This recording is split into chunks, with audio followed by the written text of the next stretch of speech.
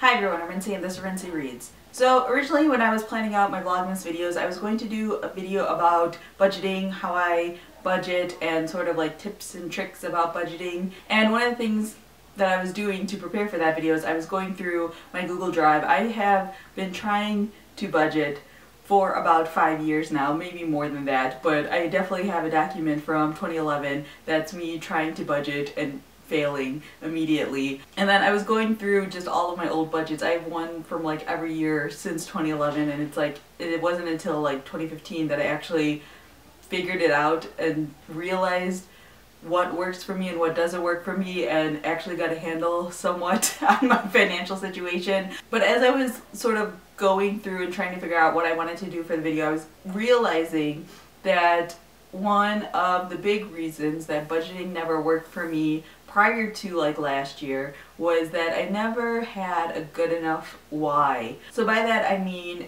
is what was my purpose behind budgeting. Previous to 2015, my why was mostly motivated by shame. I felt ashamed that I didn't have control over my money. I felt ashamed that I didn't understand how to properly spend my money. It felt like one of those things that no one really talked about, so I just assumed everyone else had to figure it out and I didn't yet. I definitely also like hung out with people who are a little bit older than me, and so it seemed like they were, you know, more put together, had more control over their finances. I don't know whether any of those things are actually true because it's not like they ever disclosed things to me, but you know, people put up this front of being well off and having enough and being in control over their life in general, and so obviously that went into the financial aspect as well. Just a little bit of history for you guys. I got my first credit card when I was in college, and basically ever since that point I had been in credit card debt because I didn't really understand how credit cards worked.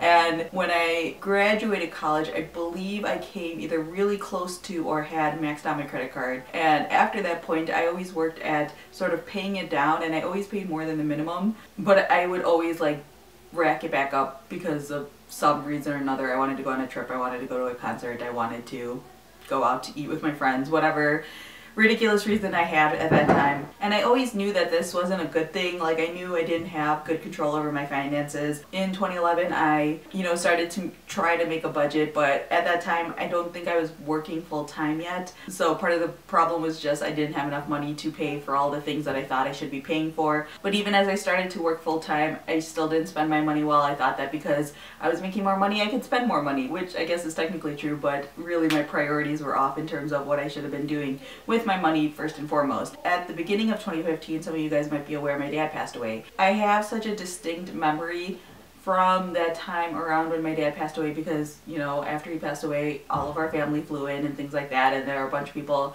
coming to the house sharing stories about my dad, as is usual when someone passes away. And I just remember so many people talking about the generosity that my dad had. It's something that I knew about him sort of instinctively because I just saw it displayed in our lives. Like, as growing up and stuff like that, I would see how much he would sacrifice of himself to help other people. He was constantly going over to other people's houses to like help them fix stuff or paint or cook for them, things like that. If anyone needed anything and he could potentially do it, he did it. But I was also just struck by the way that they talked about the way that he gave sort of open-handedly with his finances as well. My like aunts and uncles talked about how in India he would always give money to the beggars that they came across, and my mom told a story about like right before my dad passed away they went to India and he was on dialysis, and so he would have to go to the dialysis clinic while he was in India obviously, and he like met a woman while he was there, like the woman next to him who would be there at the same time as he was. He would talk to her during dialysis because dialysis is like 3-4 hours long,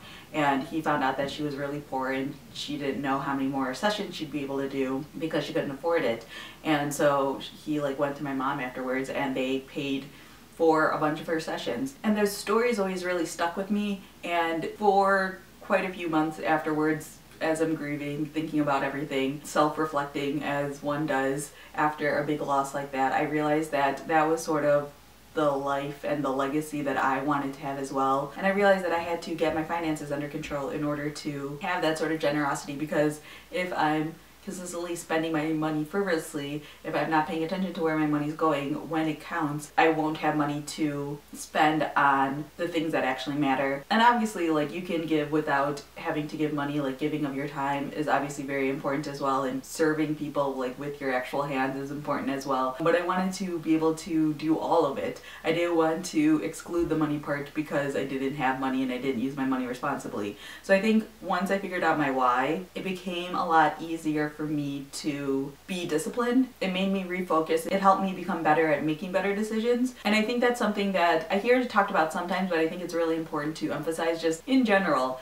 as you're living your life, whether or not you want to budget, which I think everyone should. But anyways, whatever decisions that you're making, in the books that you're reading, in the way that you interact with people, and how you spend your time, and how you spend your energy, and how you spend your money, and all of these things, think about what your why is and see if those actions, those ways that you spend your time, the ways that you spend your energy, do they align with your why? It's something that takes a lot of time. They say specifically with budgeting, it takes about 3 months for you to be able to budget well, because you have to learn it. It's a skill you have to learn. It's something you have to practice, and over time you get better at it. And I think that even just with whatever you want to do in order to better yourself, it takes time.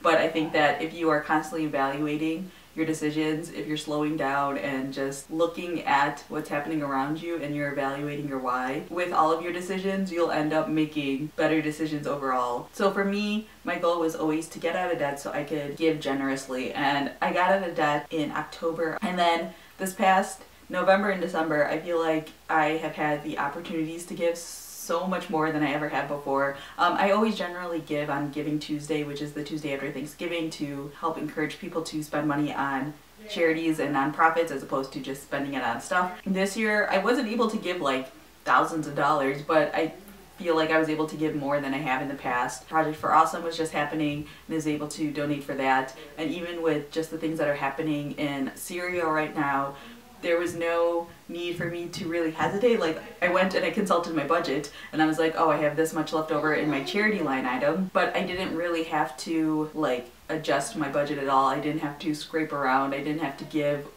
and worry that I wasn't going to have enough money for something else later on. And I think that that's such a better way to live, and that my year and couple months or whatever discipline and focus has really helped me realize what matters to me personally, and has helped me really just sort of wrap my mind around the fact that if there's some goal I want to achieve, it's better to figure out why you want to achieve it, and that'll help you in the long term make those better decisions. So that was a bit of a ramble, but hopefully you guys got something out of it. If you are still interested in me doing a more detailed, drier, this is how I budget sort of video, I can definitely do that. It might have to wait until January, until after Vlogmas is over, but I can possibly move things around and do it in Vlogmas. So let me know down in the comments below. Also, just let me know if you guys have similar thoughts on this. If you guys know what your why is in your life, I definitely would love to hear that. So yeah, that's all I have for now. Thanks for watching.